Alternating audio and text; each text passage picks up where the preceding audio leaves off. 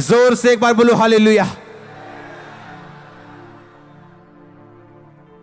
क्या आप छोटे हैं, क्या कमजोर हैं, या बीमार हैं, क्या है?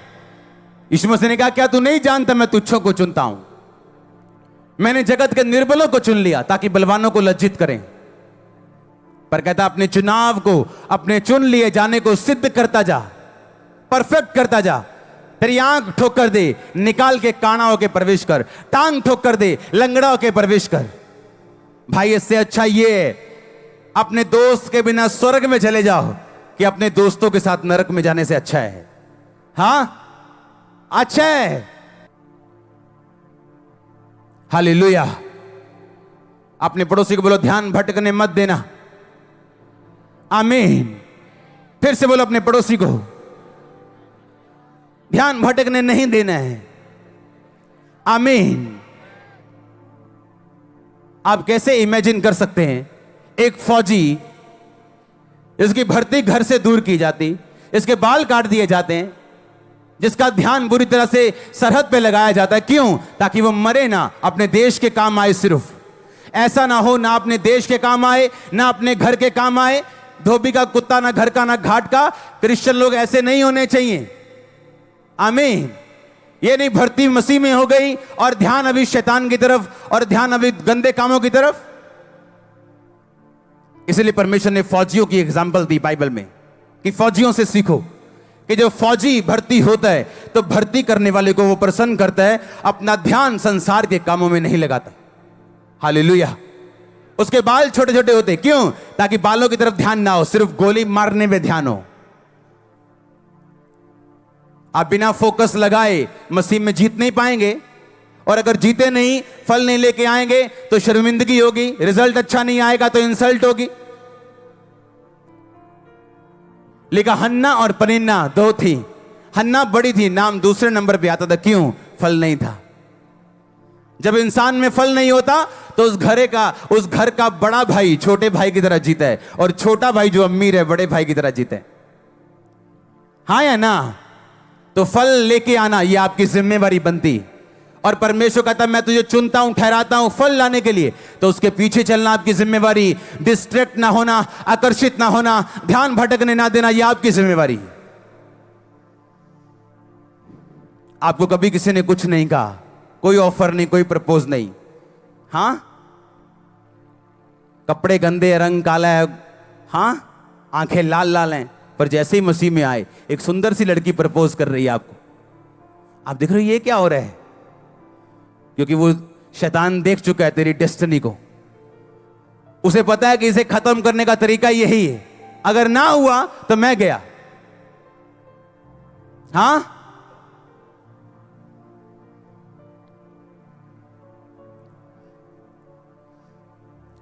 खुदा के फजल से पिछले दिनों में मेरे को एक डायरी मिली। एक डायरी, जब मैंने बपतिस्मा लिया था वहां से मुझे एक डायरी भेजी गई जहां पे मेरा नाम लिखा था पंजाबी में, अंकुर पहला। सुनो ध्यान से, है मेरे पास वो डायरी, घर पड़ी, मैं लेके आऊंगा अगले हफ्ते। उसमें नाम लिखे 10। अगर उन 10 में आज मैं चेक करूं, 10 में तो सिर्फ 5 लोग मसीह में, 5 नहीं। मैं था, मेरा भाई, एक और जन था, वो भी मसीह में, उसका परिवार मसीह में। 2 जन थे जो बैक हो गए, एक लेडी थी बैक हो गई। क्यों? उसके भाई जो थे मसीह में नहीं थे। भाइयों ने प्रेशर डाला, धीरे धीरे मसीह में चलती रही। नहीं, मैं नहीं आऊंगी, मैं मसीह में हूं, मैं मसीह में हूं। धीरे धीरे प्रेशर डालते गए। एक दिन खुदा ने अगर कोई बात का जवाब नहीं दिया तो शैतान तो पीछे से जोर लगा ही रहा था 10 साल से। वापिस चली गई, अपने लड़के को वापिस ले गई। और लड़का वापिस क्यों गया? था चर्च में, ढोल बजाता था, लेकिन वे भी 4। कोई लड़की नहीं छोड़नी, जहां काम करना वहां की लड़कियां नहीं छोड़नी, जहां जाना है वहां की लड़कियां नहीं छोड़नी, सबके साथ सोना है। और आज वापिस है, वो बैक है। क्यों? बरकत खुदा ने दी नहीं। बरकत कैसे खुदा देता? आ तो गए चर्च में, लेकिन जीवन नहीं बदला। और मैं देख रहा था कि लाइफ को, और ऐसा लग रहा था जैसे कोई रिजल्ट आया हो, और पूरा रिजल्ट आ रहा था कि इस बंदे ने जो किया इसका फजल इसे मिला। इसने नहीं किया है, आज वो कहां है? आज ऐसा लग रहा था जैसे खुदावंद तकड़ी लेके बैठा है और न्याय की तकड़ी के साथ न्याय कर रहा है एक एक का। ऐसा लग रहा था डायरी देख के। और मैं बड़ा ब्लेस्ड मैंने फील किया अपनी वो डायरी, मेरी डायरी नहीं है, वो किसी की डायरी थी वो। और जब हम बपतिस्मा ले रहे थे वो हमारे नाम लिख रहे थे और मेरा नाम लिखा पंजाबी में। फर्स्ट मेरा नाम है अंकुर, पंजाबी में। मैं आपको दिखाऊंगा अगले हफ्ते। और वहां देखो बैप्टिज्म वाले हाल में जब मैं प्रार्थना करके आ रहा हूं तो खुदा के लोग बोल रहे हैं तुम्हारे में से एक जन को खुदावंद बहुत इस्तेमाल करेगा, तुम में से एक जन ऐसा जिसे खुदावंद बहुत ऊंचा करेगा। और मेरा ध्यान नहीं था, मैं कहा बपतिस्मा ले लिया, अब चंगे हो जाएंगे, बस ठीक है, अब हील हो जाएंगे, हालेलुया। लेकिन फोकस नहीं हटाया, अड़े और खड़े रहना। अब इमेजिन करो आज गुरदासपुर में 200 के करीब पल्ले लगे हैं। 200 पल्ले तब लगते हैं जब बड़ी कन्वेंशन हो पंजाब में और सब भरे हुए हैं वहां पे। बाहर अंदर के हॉल फुल हो जाते हैं मॉर्निंग की। 200 मतलब थोड़े दिन के बाद जितने यहां लोग अंदर बैठे हैं, हजारों, 30-35 हजार, 40 हजार का ही हॉल है, उतने लोग गुरदासपुर चर्च के बाहर बैठे होंगे। सोचो अगर फोकस हट जाता तो, सोचो अगर फोकस निकल जाता तो, कहीं गिर जाते तो, कहीं कुछ होता तो यहां ना होते। खुदावंद रोटी देना छोड़ेगा नहीं, वो आपको ब्लेस करना छोड़ेगा नहीं, पर आप उस ऊंचाई तक नहीं पहुंच पाओगे जो परमेश्वर ने आपके लिए सोची और रखी। हालेलुया, जोर से बोलो हालेलुया। डिस्ट्रैक्ट नहीं होना, आमीन। आपके ऊपर परमेश्वर की एक योजना है, समझो उसको। आज समझ नहीं आएगी, मैं गारंटी देता हूं नहीं आएगी, गारंटी देता हूं नहीं आएगी समझ। अरे 8-8 साल दुआएं करके 24 घंटे समझ नहीं आई थी और दिल कहता था कि अभी भी चल रहे हैं यीशु मसीह में, क्या करें। अब तो लोग भी जानने लग गए और खुद ही हीलिंग नहीं हुई अभी तक तो। अब तो लोग भी हील होते, चर्च बन गई, बड़ी चर्च हो गई, अभी तक तो खुद ही हील नहीं हुए। क्या आगे चलना है या क्या करना है? टाइम आता जब परमेश्वर सब बातों के उत्तर देता है आपको। मेरी बात आज नोट करके डायरी पे लिखना, वो 40 साल बाद भी उत्तर देगा, वो भूलेगा नहीं। मैंने कहा वो 50 साल बाद भी उत्तर देगा। आपकी प्रार्थना डायरियों पे लिखी गई है, स्वर्गीय डायरीज पे, वो भूलेगा नहीं, भूलेगा नहीं, वो भूलेगा नहीं। मैंने कहा आप बरकत पाना चाहते हैं लेकिन ध्यान कभी इधर है, कभी उधर है, कभी इधर है, कभी उधर है, कैसे मिलेगी बरकत? शराबियों की तरह तो भाग रहे, कभी इधर कभी इधर। सीधा क्यों नहीं चलते यार तुम? प्रॉब्लम क्या है? हां, बिना टेस्ट के कोई भी टेस्टिमनी नहीं है, बिना मैस के कोई मैसेज नहीं है। हालेलुया, कोई टेस्टिमनी नहीं बिना टेस्ट के। आप डिस्ट्रैक्ट हैं, आपके दुख आपको, आपका ध्यान हटा रहे हैं प्रभु से। आप बने नहीं हो सेवा के लिए। आप नहीं जानते सेवा के पीछे का राज क्या है, आप नहीं जानते उसके पीछे की कहानी क्या है। हालेलुया। एक सफल क्रिश्चियन, एक स्टैंड लेने वाला, एक चट्टान की तरह खड़ा रहने वाला क्रिश्चियन किन चीजों से निकला है आप नहीं जानते हो। आपको सिर्फ उसकी ग्लोरी दिखती है, स्टोरी नहीं। मैंने अपने पास्टर को फोन किया, मैंने कहा क्या हुआ, ये बन गया, ये चीज बन गई चर्च में? कहते नहीं बनी। मैंने कहा ये वाली चीज, इसके ऊपर वाली चीज, एक गाड़ी, सब कुछ मेरी तरफ से होगा, एवरीथिंग। आपको जो चाहिए आज से, आपको किसी से नहीं लेना, मुझसे लेना है। ये मेरे लिए बरकत होगी।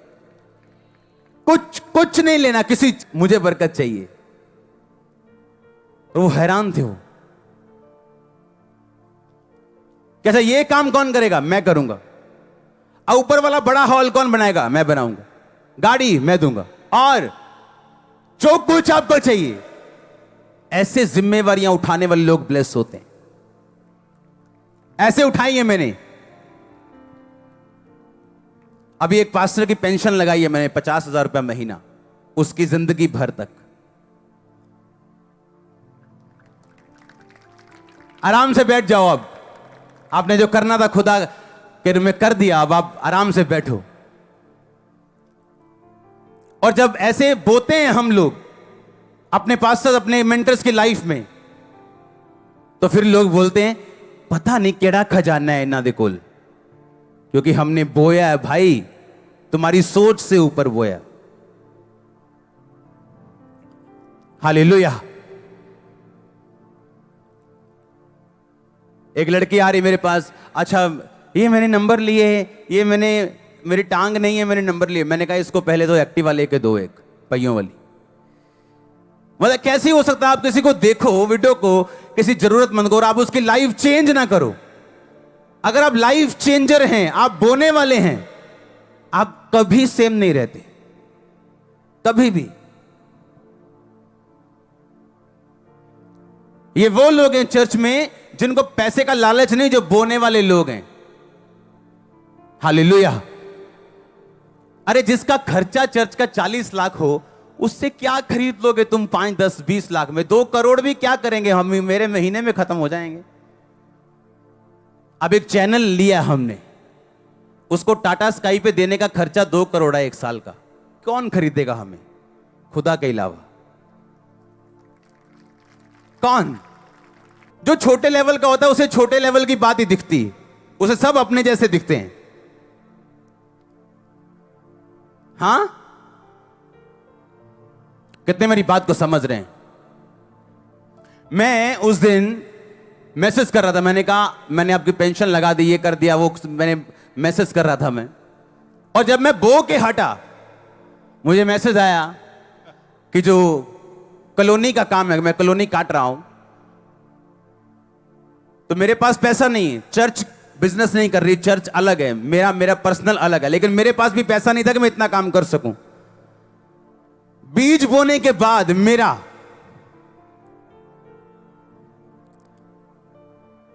रात को एक मैसेज मैं कर रहा था, मैंने कहा मैं आपको 14 लाख कुछ हजार बीज बो रहा हूं। आप जब बीज ही छोटा होगा तो आशीष भी क्या होगी? जब बीज ऐसा है कि आप फाड़ रहे हो शैतान का गला, खत्म कर रहे हो उसको। मुझे मैसेज आया एक मेरे फोन पे, उस पिक्चर, कॉलोनी की पिक्चर दिखाना, ये कॉलोनी हम काट रहे हैं, ऐसी होगी।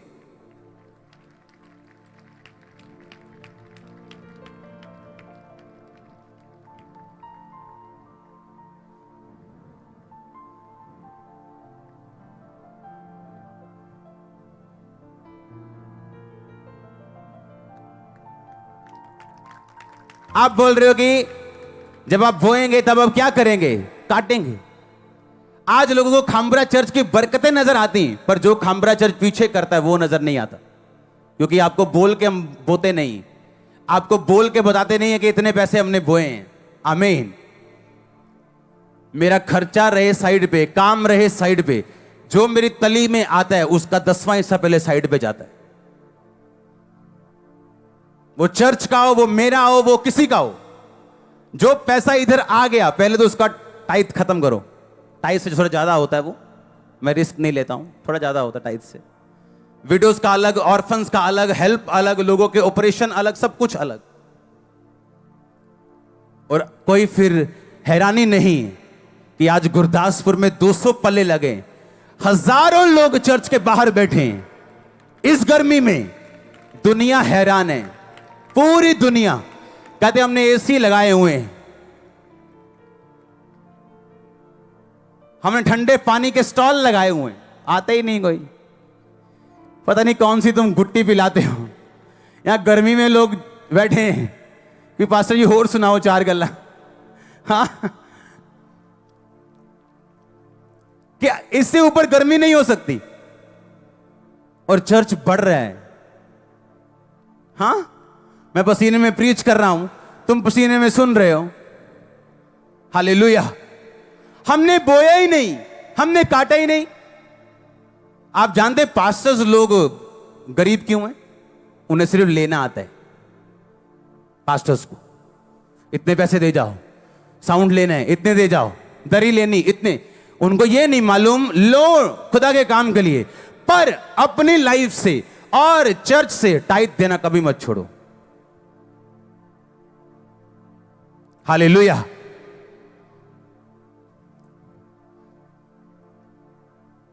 खुदा के जो दास आते मिलने बड़े बड़े बोलते हैं हम कर्जे में चले गए थे जब टाइथ बंद कर दिया था, और हजारों करोड़ों की संपत्ति फिर भी कर्जे में, क्यों? टाइथ बंद कर दी।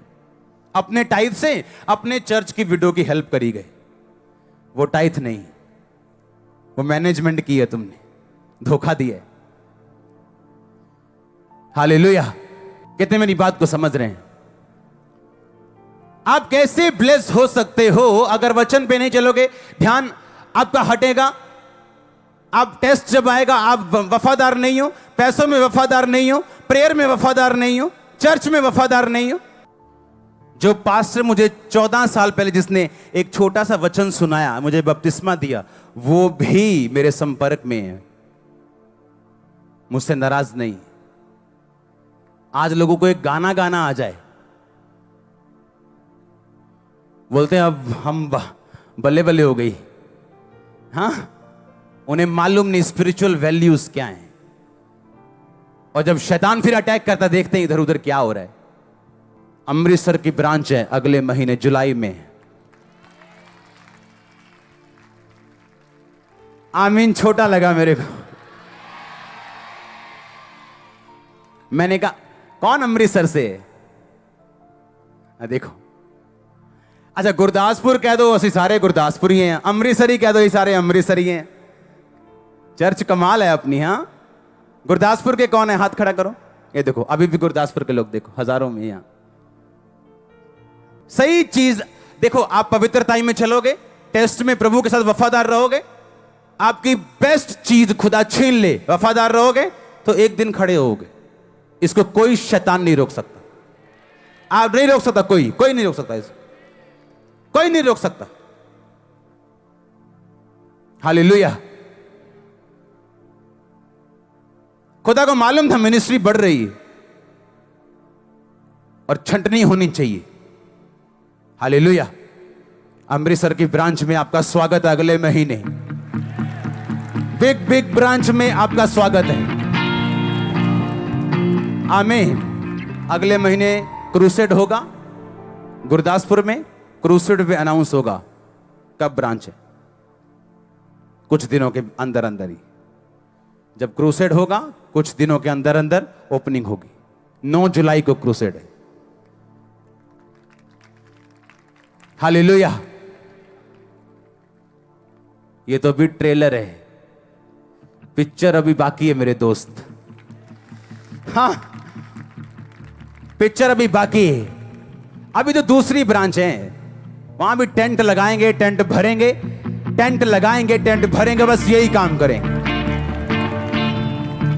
बहुत से जवाब खुदा बन देगा। ओ आमीनो आशीषों जी।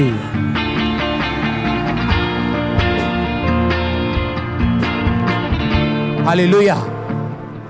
क्या टेस्ट आने से वफादार रहोगे?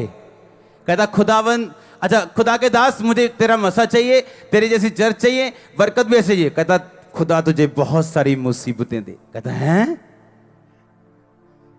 कहता ये नहीं चाहिए, कहता इसके अलावा कोई हल नहीं। आमीन। तारीफ करो जोर से।